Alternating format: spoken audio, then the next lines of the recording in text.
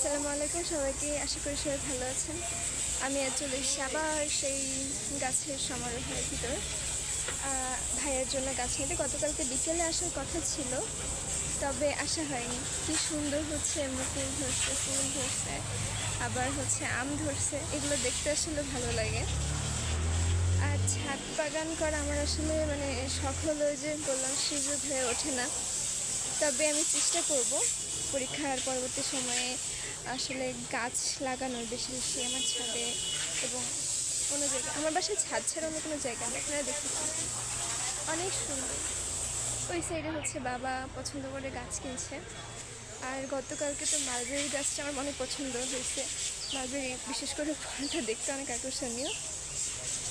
আর এখানে সব গাছই আমার কাছে অপরিচিত, কোনো গাছই পরিচিত না। আমি কোনো গাছ চিনি না। অনেকজনকে আমি জিজ্ঞেস করছি যে হচ্ছে ওই গাছটার নাম কি, অনেকে বলতে পারিনি। ওটা হচ্ছে মালবেরি গাছ। আর এই সাইডে বিভিন্ন ফুলের গাছ আছে। ভাইয়ের জন্য কাঠবাদামের গাছ কেনা হচ্ছে, আর হচ্ছে জলপাই আর কয়েক রকমের ফুল। এই সাইডে অনেক ফুল আছে, আপনারা দেখতে পাচ্ছেন।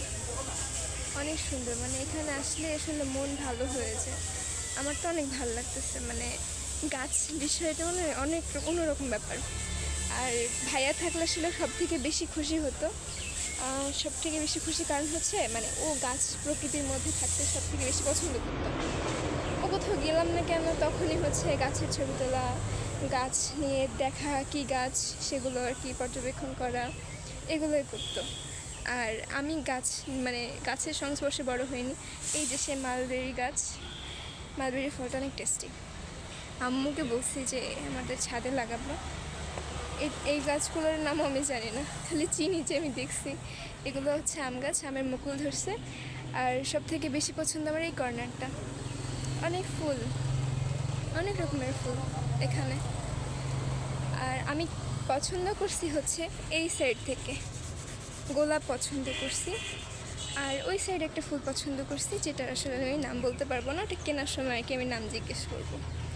তো সবাই ভালো থাকবেন, সুস্থ থাকবেন, আমার পরিবারের জন্য দোয়া করবেন। আল্লাহ হাফেজ। আর আপনাদেরকে অগ্রিম ঈদ মোবারক।